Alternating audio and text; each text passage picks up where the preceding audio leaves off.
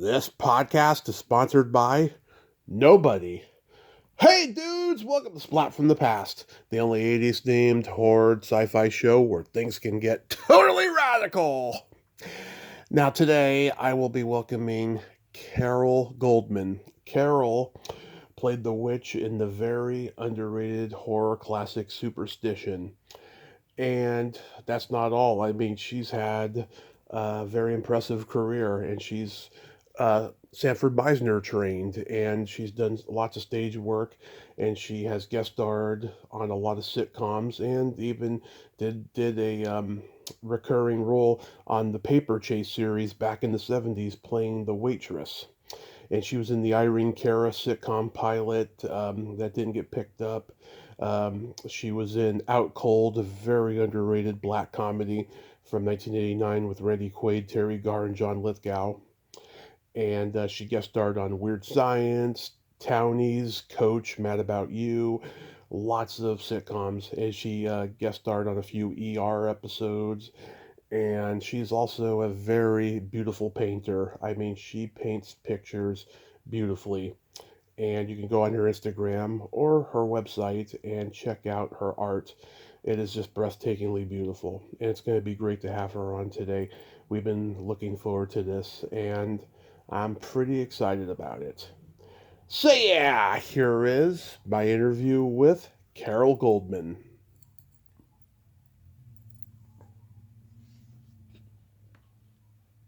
So, going back in time, did you gravitate toward acting early on in your childhood?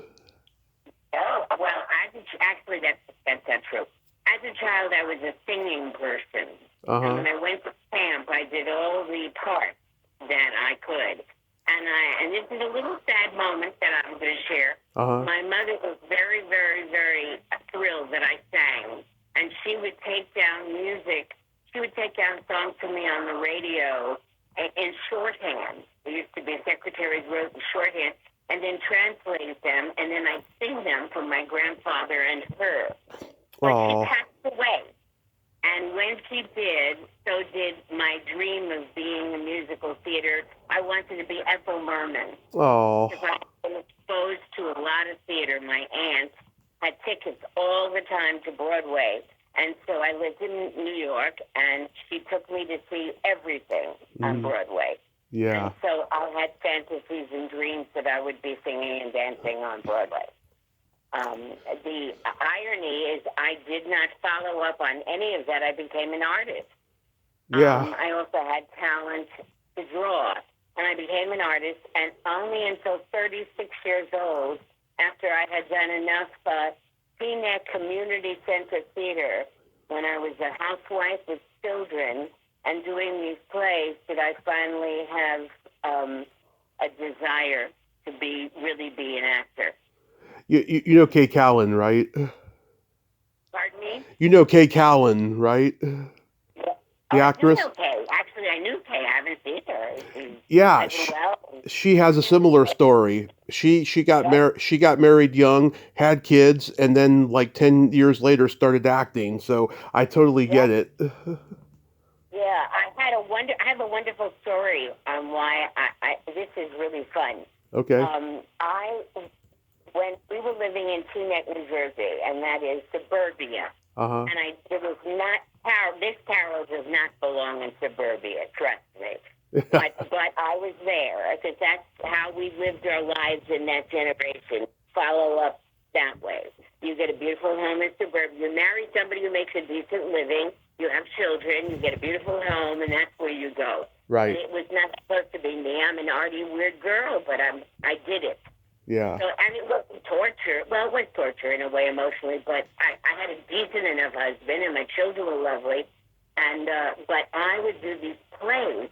And one day somebody said, we're going to have at someone's home a backers audition. And I went to this backers audition because my husband could put a few bucks in, maybe. We didn't.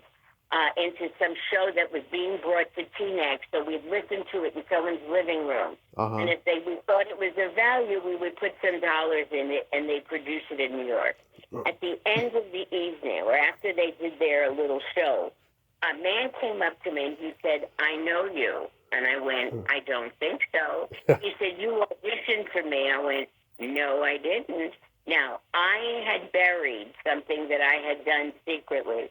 After I had done a production of South Pacific at the Englewood Cliff Homeowners Association Yeah. and New Jersey Council of the Arts production, I played Nellie. I secretly got a babysitter and had the nerve to go through Backstage or whatever paper it was that said there was going to be an open call for non-union people as well. At Lincoln Center, they were doing South Pacific. So my knees were shaking. It was pouring rain. I went there. I never told anybody that I ever did it. Right. And I was like number 300 and what God knows what I was. And I got in there and I said, I'm going to wash that man right out of my hair, whatever I did, and left and knew I would never get anything and didn't because I had no credentials or anything. And this man said, "You auditioned for me in Lincoln Center." And I went, "Oh, my God." That was 2 years before. Yeah. I said, "You remember me?"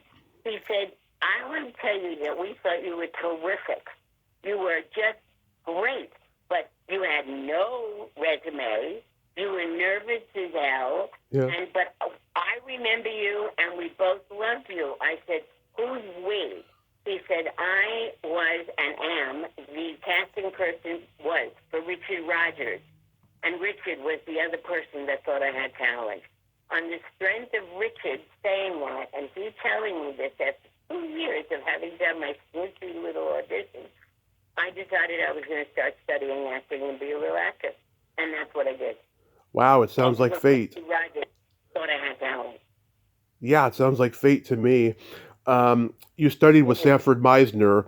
I've talked to many people who studied with him. He was a tough teacher. Like, what did he teach you that you still use to this day? So I take attention. I put attention on the other person as closely as I possibly can, because he did always teach us that the way to function beautifully on stage and be present is to take off the other person, is to look at them and see what they're feeling and get what they're telling you and how they're telling it to you, and then respond to it. So I think that is what really I got from him.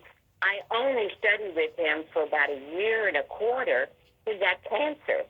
And we were not the last class, because he stopped for many years until he came back with a thing in his throat. But he stopped teaching us. And he was mad at me, though, because he liked me and thought I was talented, but I did the thing you're not supposed to ever do. I was doing theater without his permission. But that was ridiculous. I was 36 years old. Yeah. I wasn't a young kid. And so I started getting plays at the Dramatists and at Playwrights Horizons, and I did them.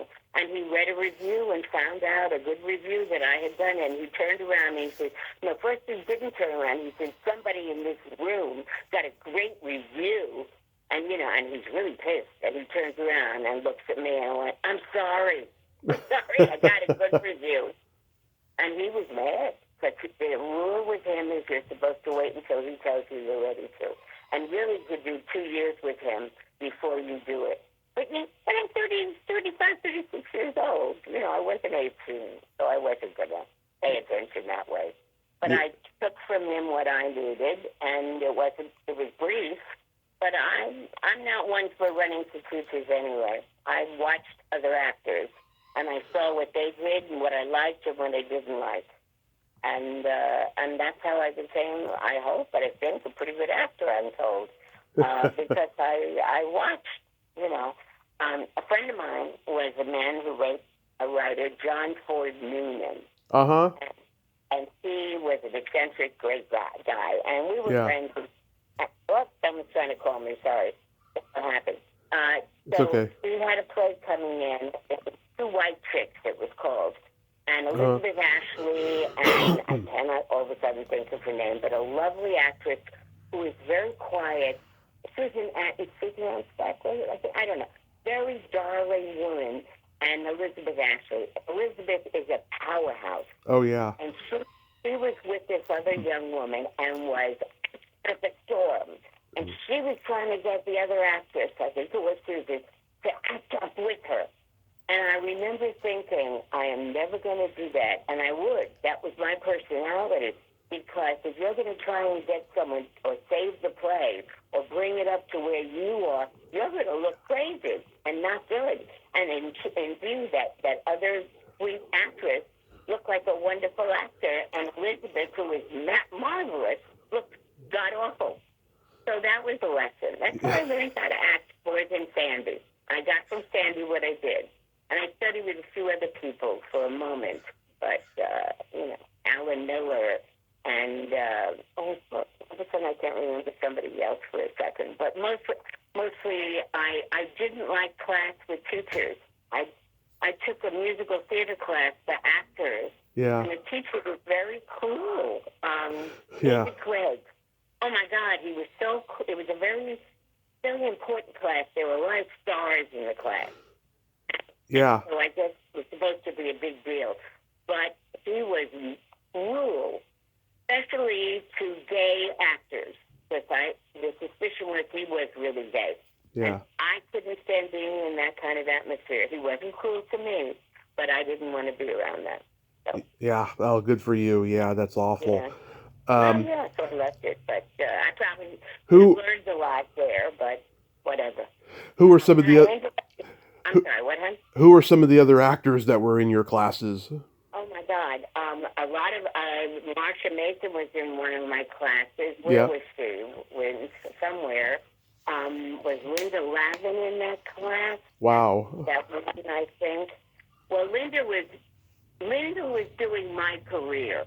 Yeah. It was so interesting because we met in a beauty parlor one day, and she said she had a boyfriend at the time, and I forgot his name, but we met, and I gave her my name, and she said, "Oh, so-and-so said you're a really funny lady."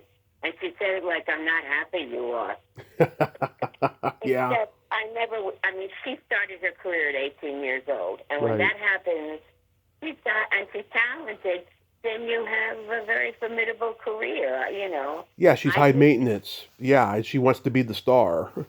Yeah, and she wasn't always easy. I had a friend that did a Broadway play with her and said, "Carole, I wish you were here. She's tough."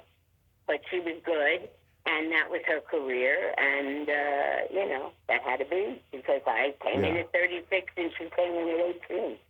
But there was a competitive thing, because truly almost every play and things she has done, I could have done, and did do some of them. But not on Broadway. I did them here. Yeah.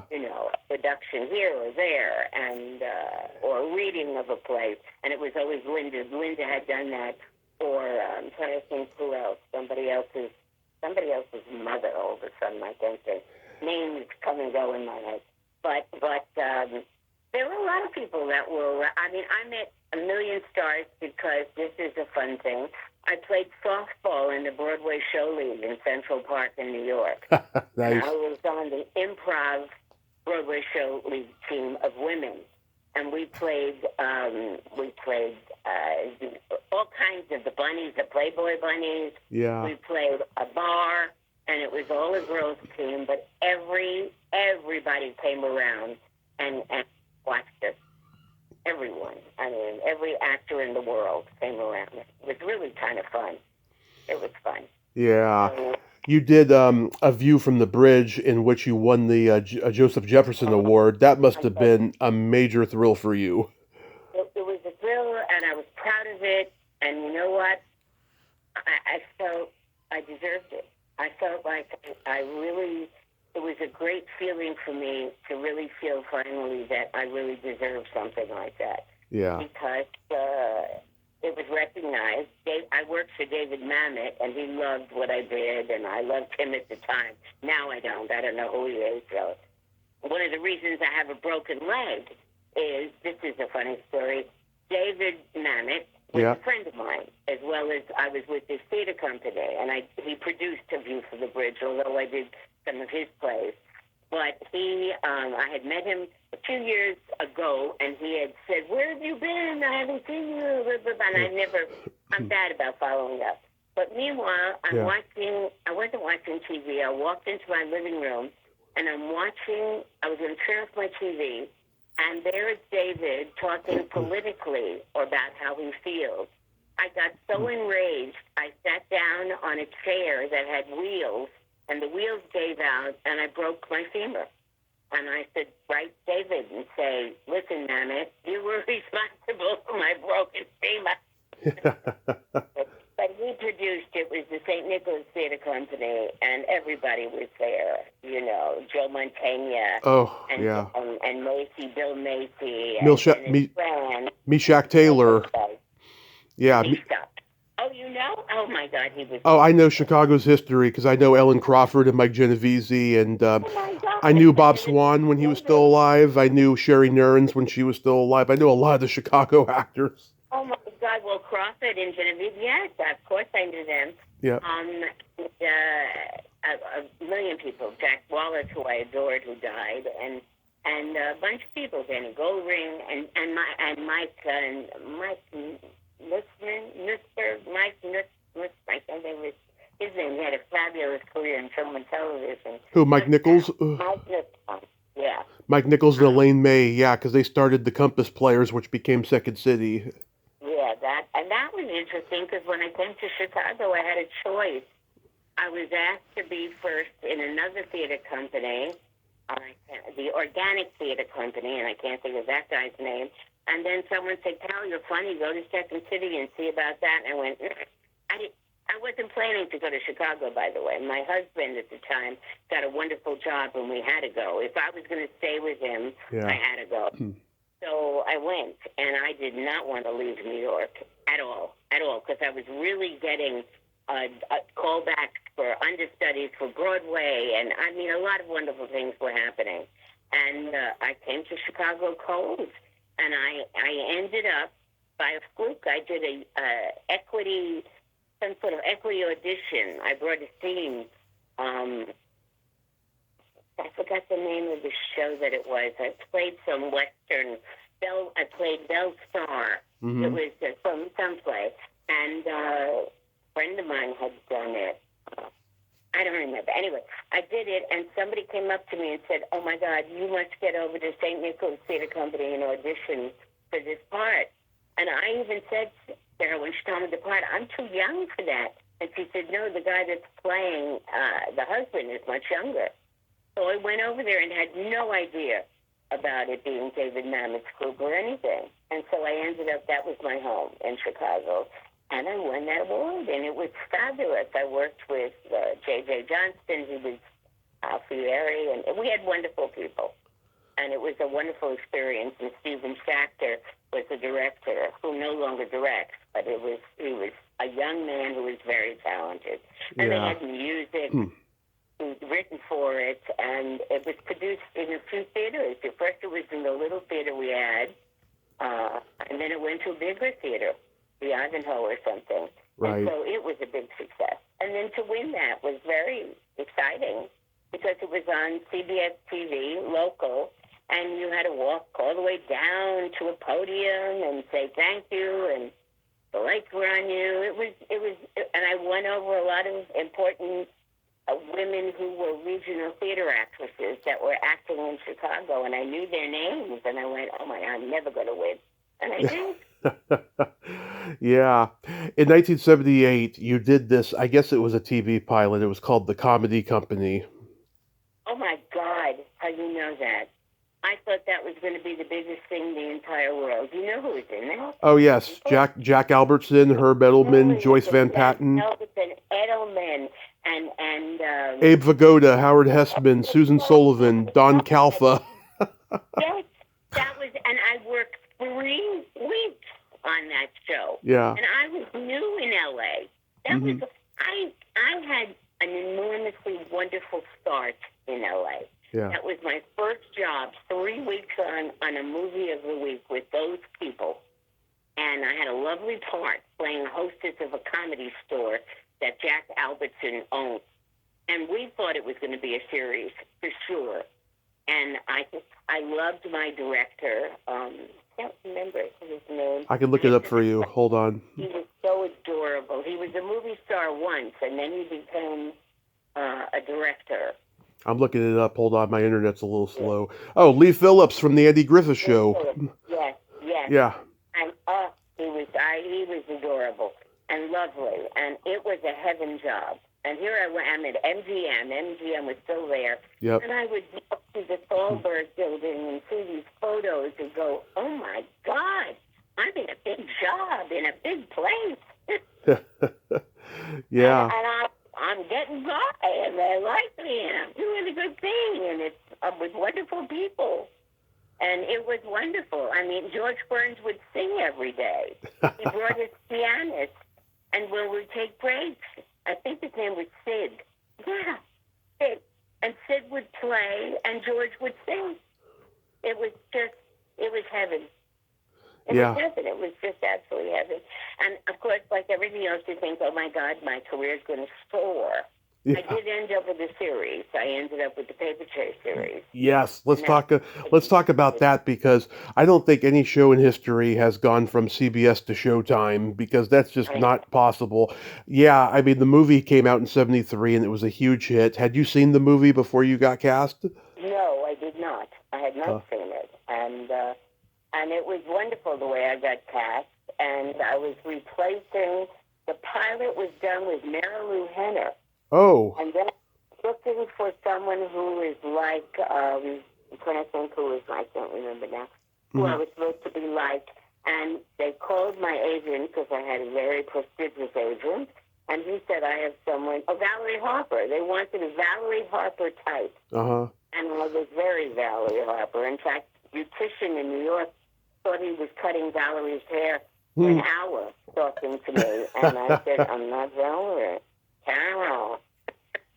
Well, I guess I was enough like Valerie Harper, quite like her when I was younger.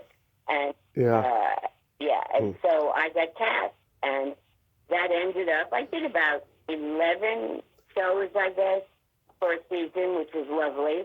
And then I ended my job, because this is how the system works in this crazy world. Yeah.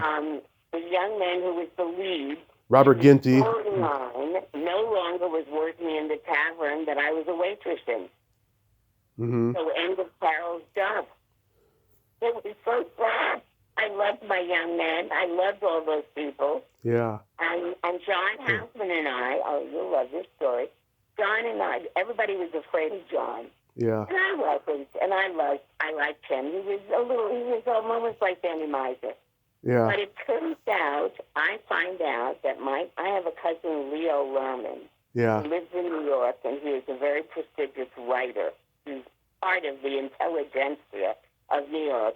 Turns out, he and John Houseman are very good friends. Right. So because of that, I had a rapport with John. We talked about my cousin Leo. And when he went to New York, he told cousin Leo, guess who's on my show? And Leo was very proud of me. He knew I was an artist. I don't think he knew I became an actor. I was a sketcher for Bloomingdale's. That's how he knew me. And I went to Parsons School of Design. I had a different track altogether. I went to fancy art school, music and art, and then Parsons. So he knew that, and he was proud of his cousin Carole. But now Carole is with John doing Paper Chase, so it shocked him. It was fun, though. My life has been all over the place. Yeah. And then you went and did Quincy. I did a few of them, and that was fun, because Quincy is very dramatic, and it allowed me to be very dramatic. Love that. But then I had to learn how to do what I used to call the Quaalude School of Acting. I had to take myself and be very, very small and very quiet, because I'm a big presence, and I needed to be a different way. So I had to learn that. And I did when I did other shows. I did ER. I played a very kind of quiet person, a bartender. Oh, can I help you? And I learned how to minimize myself. Mm-hmm. And also that was a good lesson. And then I got jobs minimizing myself. And it's funny, because if I haven't acted and I go back to doing it again, television or film or whatever, I have a tendency to go big and have to get myself back down to small again. I don't go big, but my small is big. Mm-hmm. So I can't help it. I have a big presence, and I'm glad. But and by the way, if you notice, I never did musical theater. I was studying with the best in New York before I moved to Chicago. I was studying with Sue Seaton for vocal. I was studying with Luigi. I was studying with Henry Latang for tap. And then I went to Chicago and became only a dramatic actress with David Mamet, and then came to California and became mostly a comedic actress on sitcoms and some other things. But I never got to be Ethel Merman. Well, some people, they want to go one way and then they go another way. It's okay sometimes. I know. That's what happens. We don't know what's in store for us. I did go with what was offered me. I went along with it. And I was very lucky. When I went to Chicago, there weren't people like me. There were some women who were not happy I was there, that wanted parts like Indian from the Bridge. And I also did Streetcar, by the way, when I was in there. You would love this story. Okay. I was told by the producer of Streetcar that came into a place called the Academy Festival Theater. He came up to me after View from the Bridge closed and said, "I love you. We're firing an actress. Will you come in and play a part?" And I went, okay. And I rehearsed with the stage manager. And my first day on stage, there I am with Jerry Page and Rip Torn doing Streetcar. It was a little scary, but I did it. That's and amazing. It was very exciting. That's amazing. It came about very beautifully. So that was Chicago for me, along with representing Brown's Chicken. How was working with Irene Cara on her pilot? That's funny, these weird things. I had a funny part. I loved my part. It was okay. I didn't have much to do with her. Yeah. My part was fun. I was annoyed that the producer wanted. They fired everybody. Well, not Irene, but all people. But they kept me. And instead of having me play something funny that I was playing, they reduced me to playing it very straight. And I think they missed out. They were trying to minimize my New Yorkie thing. They wanted me to play a real New York person. And the guy who was the producer was a real New York person and didn't want that. Although it takes place in the Garment Center in New York. It made no sense. So I was playing a funny New York broad. And he said, "No, I want you to just play it nicely, play a nice, refined woman." And it wasn't funny. So I thought he took the joy out of it. But it was a job, and I had hoped the show would go, and it didn't. That was it. I did a bunch of those. That was it kind of shows. Yeah. So that's what happens also. You do pilots, and you also do things. And again, the comedy company, I thought for sure it was going to be one of the biggest things. With all those people, oh my God! And I had a wonderful position in the show, playing the hostess of the Comedy Store that Jack owned, but didn't happen.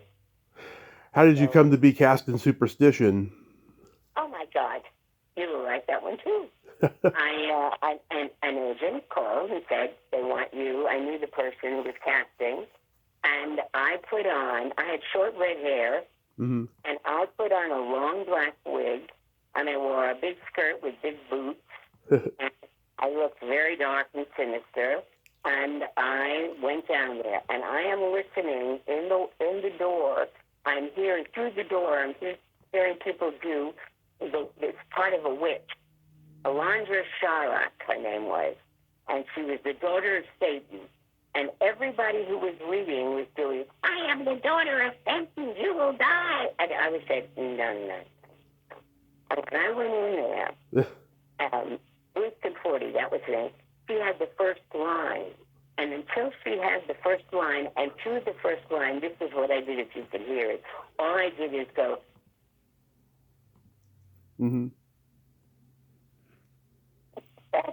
She got so scared with my going. Yeah. And I talked in a very low voice that I am the daughter of Satan. And by the time I got home, I got the part. And that was fun. Nice. And dangerous. It was a dangerous job. It was I don't remember if it was non-union. No, was I must have been. Maybe I was or I wasn't. But it was very dangerous. The guy that was the makeup man was new. He became very famous. Whoever was in charge of special effects and makeup went on to do very big jobs. But this was his first one, and he used something on me. Steve Laporte? What was the name? Was it Steve Laporte? No. Or was it David B. Miller? Neither. It was Mark. It was. Was it Mark Shostrom? No, he did makeup and in fact he was on I was interviewed by somebody in England for that, and he was on also, and I guess none of those names. I would know the name. William Munns? No, he went on to do very, very big horror movies. But I can't think of it now, but it isn't any of those names. But it was dangerous. I had stuff on me that came to some rubber that was on my face. They did a thing, whatever it's called, with plaster on my face. Yeah. And they made a mold, and then they made it with rubberized dental stuff, whatever it was, and they put it on my face, and it looked like me, and in the dark with a long wig sort of covering my face. It looked like a very larger face to me. Mm-hmm. I was a thinner person in those days, and I got away. It was in the dark, but I was supposed to get enraged, and when I got enraged in the storyline, they were supposed to be squeezing pumps that were attached to tubes in that face I had on my face, and blood was supposed to come through my pores of that fake face, except it didn't come through. It went back on my skin, and it still was an effective scene, but meanwhile it was burning my skin. And when that ended, they wanted to continue another shot, and I went, no, it's hurting on my chest. And he used rubber cement thinner at that time. I cannot believe he did that on me. Now, after that, he knew better and got very, very good at what he did. And, Speaking of all that, I was in the theater company with Stan Winston. He was a friend of mine. We would go out for lunch before he became Stan Winston. And I cannot think of the guy who became Jesus Christ Superstar in every production, everywhere, forever. And he and I were friends. Mm-hmm. I heard his name. And that was in a little theater company before they both became whoever they were. So that was fun. But yes, Superstition was quite an event. Yeah, I think it's a very underrated horror movie. What was Albert Salmi like? I had no dealings with him at all. Okay. I only dealt with. He was married to Amy Irving's mother, Priscilla Pointer, the guy that played the priest. Yeah. He was an actor in Lincoln Center. He was a very prestigious actor. Larry Pennell? Say that name? Was that Larry Pennell or James Houghton? One of the two. No, not James and not Larry. That's so funny. I can't. Robert Simons? Robert. Yeah. Did you say Robert? Yeah. Robert Simons. He was married to Priscilla Pointer at that time, and that was Amy's mama. And I was very impressed that on this dummy, crazy, nutty thing I was on that burnt my chest, I was still working with somebody who was at least credible. I felt okay about it. I was snobby. I was very snobby. I didn't want to do a horror movie. I didn't want to do soap opera. I had attitude, whatever about that. And I did a few soap opera days, but I'm not right for it anyway. It's much too controlled, and you need to be beautiful in a certain way. Unless there's I did a job of a nurse and things, but believe they're a certain kind of person. So I really never went out for that. Well, it's funny. You worked with Paul Leader on a movie called I'm Going to Be Famous, and Paul Leader was a horror film director, but this is not a horror film. Paul Leader was my friend. Yeah. Paul and Paul and Paul's wife, and Mimi Leader, You know who she is. Yep. She became famous. And Greg Malavy has been on the show twice, and him and Paul were very Greg, close. oh my God, I haven't seen him in years. I wish you were going to see him, and then you can say hello to me. Oh, of course, he's on Facebook. I think, is he on Facebook? Yeah. And I'm going to do it. We were such friends years ago. Yeah. And you don't see people, and that's, you don't know. And this is going to be funny but true. You don't know if they're alive or dead as we're getting older, you know. And Greg lost a beautiful wife. Meredith McRae. Yes, and that was very sad. I was around at that time with the family and Sheila McRae I knew, and all those people. The nice thing about a side thing with Steeler is I saw Steeler again when I won the Jeff Award. I was on this week in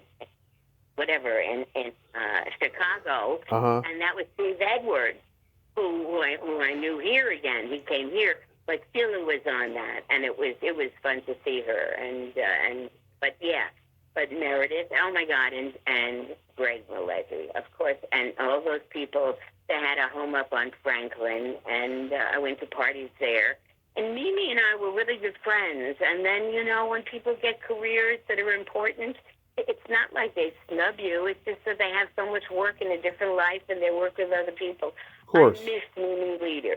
She was really a darling woman that I wanted as a friend. Yeah. And she was my friend for a while. And, again, things change.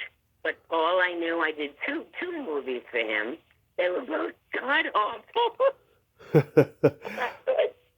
I love Out Cold. I think it's a very funny and underrated black comedy. How was making that movie? Making that movie with John Lithgow was heaven. John Lithgow and I got friendly, and he's lovely, and he did something so sweet. I said to him, John, my son is crazy about you. He did some movie that was kids loved. And Harry and the Hendersons.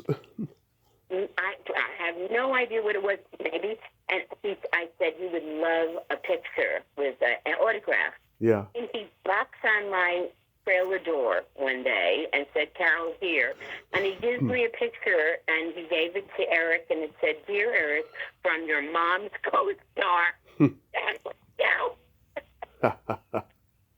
was so darling, and he also told me where his son went to school in New York, and when I moved back to New York. Yeah. I left the business for a while there, and my son went to John's kids' private school there, and that was fun. But he was a darling man to be around.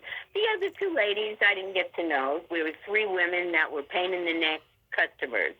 And that's what we played in Out Cold. And it was fun. It was fun to do that movie. And I auditioned a million times for that. I know. Really, so many times I auditioned, you would think it was for the lead, Yeah. But, who directed it? Somebody really famous. Oh, Malcolm Mowbray.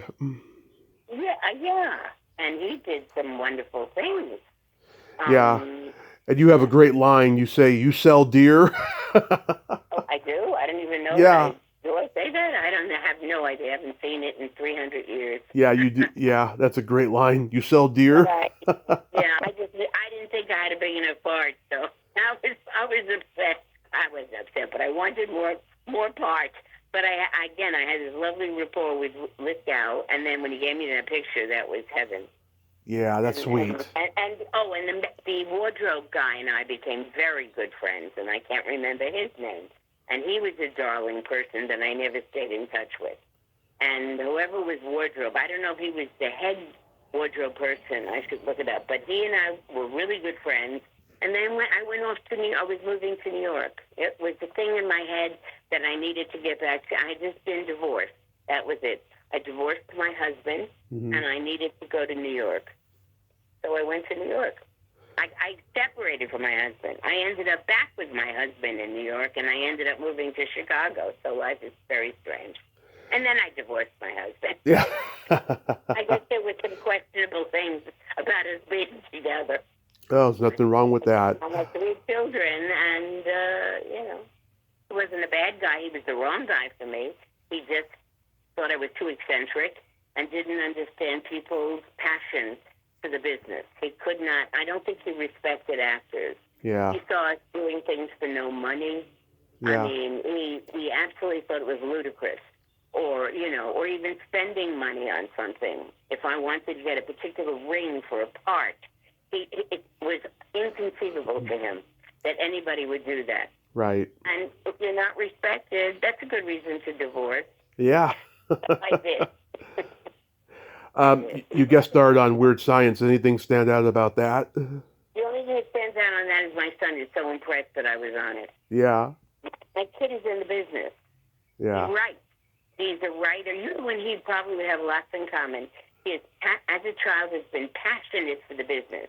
They would call me at my home. Stars would call on the phone and say, "Can I talk to Eric?" And then Eric would get on the phone and they'd go, "Eric, who's the line producer on Buffy?" And he knew it. My son has been an absolute whiz and nerd and unbelievable whiz at knowing everything about the business. And now that he's older, he went to Emerson, he became a writer. And he has bylines. His name is Carole Goldman, and he interviews every star in the world. He covers all these TV shows. He had a job, a permanent job with IGN, was it? I don't know where. No, it was something fandom. And then one year they fired about 13 people, and he was still there as an editor. And then the next year they got rid of the entire crew, and now they're not doing anything to do with film and television. I think it's mostly games, and that's what it was supposed to be, or TV Guide took it over. So Eric now is a freelancer, but when he's invested in me. He's impressed that I was on Friends, and he's impressed that I did Weird Science. And I did 1-2 lines on Friends. But to him, it's the biggest job in the world. Yeah, absolutely. It was one of the smallest jobs I ever did, and I didn't even audition for it. They called me. That was when people knew me. So they called me in and said, "Carole, you're playing this part." And I walked in there and played it. That was interesting. To do that. I met the sister to, and now I'm not going to remember her name on ER. Who is that lovely actress who is on ER? Very pretty and gone on to do very well. Brunette. I have to look it up. I can't remember her name. But this woman standing there. Sherry Stringfield? No, she was a bigger star than that. Julietta Margulies? Yes, Juliet. Yeah. So I look at the woman. We're standing there. I'm waiting to do my little tiny bit on Friends. And I said to her, "Oh, my God, you look like Juliet Margulies." And she said, not happily, "Yes, she's my sister." Wow. I didn't get into that. How was working on Townies? I remember playing, I played an art person on that or something. Oh, yeah. I became friendly with the blonde actress on that. Jenna Elfman? Yes. I've met her. She's a very nice lady. Yes. We became a little friendly. And then she was over at the Beverly Hills Playhouse, and I had friends over there. But then she was very involved with Milton Katselas and Scientology. Yeah. So, I don't know. We stopped, I stopped whatever. But I liked her. She was darling. She's adorable. Yeah, very talented. And so it was pleasant to be around her. And I remember who directed it, but my son was impressed. He gets impressed by things I don't know to be impressed by. Whoever directed that, he knew the name of. And he knew Jenna. He knew of her. And so, yeah. But I had, I played a person who was buying art. It wasn't a big part. It was a day's work. But I did it. So, I'll take bigger parts, smaller parts. I remember Bill Burr was on there, and there was an episode where Heather Graham gets her belly button pierced and it gets infected, and she shows him, and Bill Burr says, "It looks like someone shoved an apple under there." Oh my God! Yeah. What an image! That was a funny show. I don't know why it got canceled so quickly. Yeah. They get canceled. I did a weird show where I played Jennifer Grey on Jennifer Grey's show. I can't remember what the name of it was. I have it on my resume somewhere. and it was all about making fun of Jennifer Grey and her nose job in real life. So she played herself. It was a pilot. She played herself that nobody recognizes. So they were trying to cash in on that. Yeah. And that was an unusual and weird job. I had a fun job on that. I played a critic. No, I played a publisher. And this is funny. I was lying down. My first scene with me not speaking. Mm-hmm. I was in a coma, but they're trying to get me to absorb this wonderful book that Jennifer Grey has written or something. And the guy who's playing the lead, young man, who became very well known, he's dropping his lines, and it's an audience there. Yeah. And I'm lying there, and he keeps losing his lines. And in the middle of my line there, after he said this over and over and over, and I'm just lying there, that the audience only knows me as a person in a coma, I sit up and I say something like, "Move it, will you? The lines are on the page." And I lay back down. And I ended up making a lot of money on bloopers. That scene ended up on a bloopers thing. And I did very well. Yeah. I sat up and said, "Move it," or "Get on with it," or whatever I said. It was funny. And in fact, the director said, "Why didn't I know you?" Because he had done Seinfeld. Yeah. And I said, "I have no idea. I didn't have a good agent." Yeah. And I tell you, I never met you. But it was, that was that show. But it didn't go. A lot of shows didn't go. How about Coach? I don't know much about that. Okay. I don't even hardly remember that one. How about Mad About You? Mad About You? Oh, wait. That's true. I remember that one. Which one? Who was on that? Paul Reiser and Helen Hunt. Oh, yeah. I played a baseball thing. That was a small part. That was okay. It was okay. There was no big deal on that one. I didn't enjoy it. Oh, I enjoyed it because we were out on a baseball field. Making believe we were softball teams. Yeah. And that was it. I had no interaction with anybody except softball players. And so it was all right. In Culver City. We went to Culver City and played softball. That's funny because I played softball in some other movie. Oh, in The Comedy Company. Yeah. We also had a softball team in that. So. How about Maggie? Oh, who was she? There was that wonderful actress. Ann Cusack. Yeah, I don't remember much about that one. I can't believe you know all these credits. I don't even remember I did them. I didn't even know they were on IGN. IMDb. Yeah, I didn't even know Maggie was on that. I don't remember that much. Is that there was something about that. I forgot now what it was. I think I remember that she was friendlier as a lead in that than most people are. When you come on a show, Yeah, I've interviewed Ann a couple times. She's a sweetheart. It is, and I don't remember what I did. I have no idea what I played. I think I played a cat owner. I don't remember. I played a cat owner a few times, which is so funny. I have a cat now, and I never liked cats. But I was a cat owner on a show, another show, where I had cats all around me. I forgot what show that one was.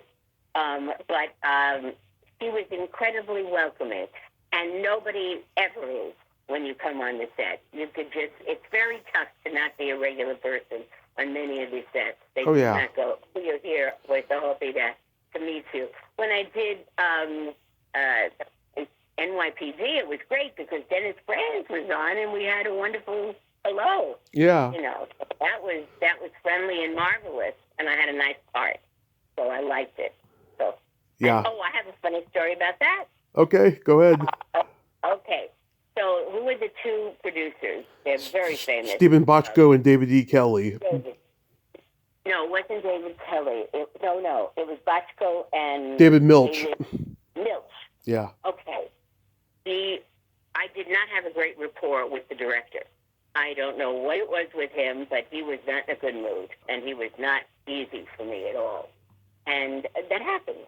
And I brought nothing, but he brought something. So he says to me, and if David Milch comes down and speaks to you, you are not to say a word to him. Mm-hmm. He is upstairs looking at it. He's going to give you direction. Say nothing to him. So I laughed because I had a connection with David Mills. So when David Mills came down, the only direction he had is, pick up the picture and hold it in your lap.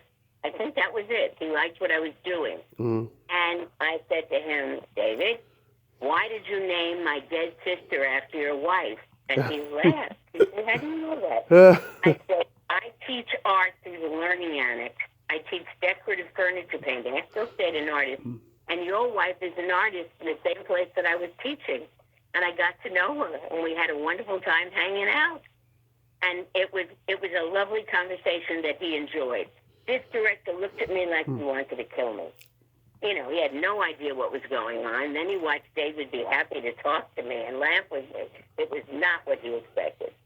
But that was a good job for me. I put that on my reel. I liked the way I worked in that, and I enjoyed doing it. It was a good part, and I think I did a good job. And I did not like that director, but oh well. I had a good time talking to David Milch. Yeah. So that was my little story on that. I have all these little stories. So what got you into painting? Oh, I was an artist as a kid, and when I went to music and art, I went in for art. My family would not let me go for music. You know, by then my mom had passed, and nobody wanted me to be in show business. And I was a good artist as well. I had really a lot of talent, and I got into music and art, which is very prestigious. Kids from all over the city would, interview and audition and try out and all that, and I was one of the few people that got in. So I had people through the years that said, oh, you went to music and art. I couldn't get in. And they were like 52 years old. A woman said that to me in her 50s. She was mad at me that I got into music and art. Yeah, parents just don't understand. Yeah, but I was an artist and kept up with it. I went to Parsons School of Design, and then I was a sketcher for Bloomingdale's and the clothing mart, and designers there, and painted children's clothing, painted things for Barney's and Bendel's, and had a kind of nice thing with that. You know, my clothes. Oh, I did, when I was acting, I decided to do a line of clothes at the same time. I was on the paper chase. Oh, and nice. I felt very secure about that. So I decided to start art again, and I started a clothing line where I painted shirts, and it was by accident, and tuxedo jackets. And so my tuxedo jackets are in Punchline, 8 Million Ways to Die. They're everywhere. They were on every celebrity. You look at TV Guide, inside it would be on Howie Mandel, a shirt, and outside it would be on Karen Valentine wearing a tuxedo jacket. Wow. They were everywhere. It was wonderful. And I would sell a jacket. I did some show, and I wore it, and the wardrobe guy said, what is that? I love that. I'll buy it. And I said, okay, and my jacket was on another show, and I was on that show. I don't know what it was. It was something, Mike Ryder or something. I don't remember what it was. Wow. But, but it was fun. So I had a time when I was painting clothing and teaching decorative painting at different places, which is how I met Milch's wife, and taught people. And then when I would go and have my makeup done, someone would say, wait a minute, I know you. I said, you do? You taught me a class in decorative furniture painting on a Saturday. I went, oh, my God, and that happened a lot. I have to say, you are a beautiful painter. I've looked at your website and your Instagram. Oh, my God. I mean, you can even paint women's breasts very well. I can. That's my favorite thing to paint, tushes and backs and tushes and breasts. Wow. But I went back to it not so many years ago. I went back to it maybe 10 years ago. I had not done anything like that. And because of the pandemic, I ended up doing so much work on Zoom. I learned how to get on Zoom. Yeah. And so I draw in Barcelona on Sundays. That's where the nude people are. And portraits are in London on Saturdays. And people pose in European countries. And I have so much work. And a friend of mine wrote me and said, I want to send you a check. You have to have a solo show You can't wait for someone to visit to you. And I went, okay. At first I said no. He sent me a check, wait till you hear this, for $3,000, which in this day and age when you rent a gallery the way I did and then just have a wonderful show, I spent it all. And I sold 55 paintings and I lowered the price to 250 was the highest price, I think. And I sold 55 and made 55 people very happy, or less than 55 because some bought three, whose husbands had money. It mostly was done price-wise to be able to sell to my friends who were all actors and artists and not big stars. A few stars, but not many. And it was people who could not afford a lot. So I made it something wonderful. So I am painting and posting, and when people buy, I keep the price down, and it makes money for me to get art supplies, but it makes people happy. So I'm continuing it. I did an audition recently with a broken leg. It was for this is how the business goes. Right. You don't know me, but you have a sense of me. They wanted a character for. I have a new management now, and they're really excited about me. I had a callback on my second audition. They're really sending me out the things that are right for me. Right. My other agents have not done that. My commercial agent does, but I have another one. But meanwhile, I'm on. I'm losing my track of thought. Now, I forgot all the things I was going to tell you about what I did with my. Oh yes. So I was doing an audition with this broken leg, and my son was reading lines. You have to do it at home. You film yourself. That's the way we do it now. It's terrible. Mm-hmm. It's god-awful. You don't meet anybody anymore. You're not in a room where even if you do a job that's not right for that job, they get a sense of you, and then they call you in 3 weeks later. That's how it used to be. That's why I worked a lot, because people would see you in a room, and they'd go, I'm going to get her back for something else. Right. Even though you're not right for that. Now, you film yourself on your own little video, and you send it in, and with 1,000 other people. You have no relationship to the casting people. And it's awful. Anyway, so here's the breakdown, if people don't know what it is. They send out every day if there's a part, this is the kind of person it should be. It should be a New Yorker with a New York accent, but not too heavy, not New York. Let me start. Yeah. That's me. It needs to be older, in their 70s. That's me. And it needs to be a cab driver. He's a tough kind of sarcastic cab driver. Yeah. That's me. I didn't even get a call back. I did a terrific audition. Mm-hmm. My management and I spoke. She said, I loved your audition. I can't even imagine they don't just offer it to you. Well, they didn't. I didn't even get a call back. So go figure. That's the way the business is. That's the craziness of it. Yeah. Are you going to write a memoir? I don't know. I've done something interesting. There's a thing called Iron Skirt. And Amy Marks, a friend of mine, and Sasha, a friend, have this wonderful group of women who come on, 8 people. Sasha Hawks, I should say her last name. Amy, I said Amy's name because Amy's an actor. Sasha is not. Sasha's a therapist, but she still counts. And they do Iron Skirt, and they rent the theater, and they have 8 women tell their stories. Yeah. And so far, I've done 3. And I have never done anything like that before. I've never written. But I seem to be engaging, and people are saying to me, please tell your story. But I don't know. I don't know what I want to tell, what I don't want to tell. I had a great time in the 70s when I was separated from my husband. I'm not going to put that in the book. Yeah, maybe not a good idea. Some things are not going to be in there. But I didn't have I'm not a star. I didn't, I met a lot of stars, as I say, because I worked with them, or my kids went to school with them. With the kids of those, my kid went to a few schools, and everybody was a star there. And that was fun, but I'm not a star, so I don't know if I wrote something, not a memoir, but I would do more of a play. I don't know if anybody would come except my friends, because there's you need to have a draw, and Carole Goldman is not Valerie Harper, who isn't here anymore anyway, but, that kind of thing. Then they would come. But you're just as good as she is. Well, that happens to be true. and Linda Lavin, but they were there first, and they did wonderful things. And all you can do is have the right representation. I had a wonderful representation, and I left them stupidly.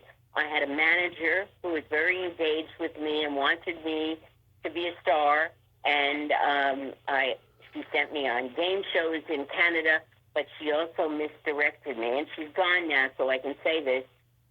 She said to me, I want you to leave your agent, the one that got me Paper Chase. And I was also, by the way, this might mean something to you, I did a play with the Dead End Kids. Do you know who they were? Yes, I do. Well, I did a play with Hunt Hall and Gabe Dell. We did Love down at the Queen Mary. And all the old stars came to see it. And that was quite a job to do. But they came down to see me, my agents. They were very upset when I left, very angry at me because I was doing very well. And I went along with my manager who said, I have a better agent for you. And I followed her, and I never should have. And unfortunately, the agent that she sent me to got very ill. I think he was doing drugs. I think he was doing coke at the time. Everybody was doing coke at the time. Right. And he fell apart, and I lost that agent. I tried to go back to the other. They were furious at me and wouldn't take me back. And then I found out later that my manager owned that agency. He bought that agency. It was hers. Wow. She didn't tell me that. And she is buried near my father. That was so funny. I was burying my father's ashes in the ground, which you can do, and in little plots at Forest Lawn. And I said, let's see who I said to my kids, let's see who Grandpa's neighbors are. And I swear to God, I go over there, and it says, Judy, trust me, Thomas. I almost fell over. Wow. I used to say that, trust your mother. And sure enough, there was Judy, who ruined my career. Yeah. I allowed to ruin my career. That is powerful. Congrats a lot. And she was very good friends, though, with a lot of Russ Brown, the people that cast. I love both those guys that cast a comedy company. We became friends, too. And I don't know where they're in, one of the guys. And he may be gone, too. And Judy's gone, too. But, yeah, I allowed her to ruin my career. I made a very poor choice. Right. And I think it took the momentum out of what was going on for me a lot. And I still worked, as you know, but not the same, as I was doing. I mean, doing 3 weeks on a movie and then doing a series and then doing a play with Hunt Hall and Gabe Dell. These are very, very good things. And I didn't quite have that thing going on, Yeah. But it was an interesting life. I mean, at 36, to say I'm going to do it with, I had 3 children. My children mattered a great deal to me, and that took a lot of time. And then I left the business quite a few times. I just did. I moved and didn't want to act anymore, and whatever reasons that was. We're all fragile people, and I had great nerve to audition and great nerve to go on a set and did good jobs and did do work. But there was something in me that still held back and was very frustrated that I made mistakes I made, Yeah. And I would leave the business for a while and then go back to Santa Barbara. And when I moved to New York, I had great agents, but I kind of wasn't ready for it. I had just divorced. I was divorcing my husband. It wasn't great. So I did what I did, but I had some fun jobs and prestigious ones, and you make me remember them. I haven't shut up. Or, as you say, I can curse. I haven't shut the fuck up. A Bronx girl. I used to be Cookie in the Bronx. I belonged to a gang, but the kind of gang you see in not gangs now, but other gangs, fun gangs. We had jackets, and we hung out in club rooms. Yeah, you're Bobby Soxers, right? But nobody died. Yeah. I looked tough. I had a streak in my hair, and I smoked a cigarette, and I was impossibly not tough. I had friends that stole from a store and I was there, and I took something with them, and the next day I went back and put it back on the shelf and didn't tell them. Wow. That's how untough I was. But I was a Sciota, and my name was Cookie on I wish I had that jacket. On the club jacket. Wouldn't that have been wonderful to have that? I'd wear it now. Yeah. So, Carole, thank you so much for coming on today. This has been so amazing. I just shut up, but you made me excited. I've been home with a broken leg, feeling very much, I want to thank you. The timing is unbelievable. I have been stuck for 3 months, out of touch with everything, because my leg still hasn't healed completely, a femur, and it's been very upsetting for me that I can't get on with my life, doing play readings. I did two little films for people, and maybe they'll get some mileage out of it. I played a grandma for somebody, and I played on a show called Smothered. I played a mafia gal. That's on I don't know what that's on, Amazon, I think. It didn't get very far. Right. You might enjoy it, though. And, so I've been stuck at home, and you have given me the opportunity, really, to live my life and remember that, oh, my God, I've been very present, and now still have lots of friends in the business who I love and who love me. And I do projects with them. Unfortunately, the jobs aren't so fabulous. They're almost, or they're not at all. When I don't go right for that stupid thing, we'll see what comes up. There's not a lot of parts. I'm very specific, you know. I'm so glad I've made you feel so good. I hope your leg heals. And it's been a wonderful thing for me today. And I thank you from the bottom of my heart. And I hope some of it is entertaining. It has been. And I thank you from the bottom of my heart. And I'll see you on social media. Be safe out there. Take good care of yourself. You too, darling. Thank you. My pleasure. Bye-bye. Well, there you have it. Carole Goldman, ain't she a sweetheart? Oh my God. I loved talking to her. She was so wonderful. She had great stories, and she was funny and entertaining, and she's kept her sense of humor even through having a broken leg. I think she will get back on the front of the line soon. I really think so, because she's that talented and that wonderful. And go check out her artwork on her website, carolegoldmanart.com, and check out her Instagram. Follow her. She's a very talented artist. Well, until next time, this is Tommy Throwback Kovac saying there's no shame in living in the past because the present sucks. Later, dudes. Also, happy Friday the 13th.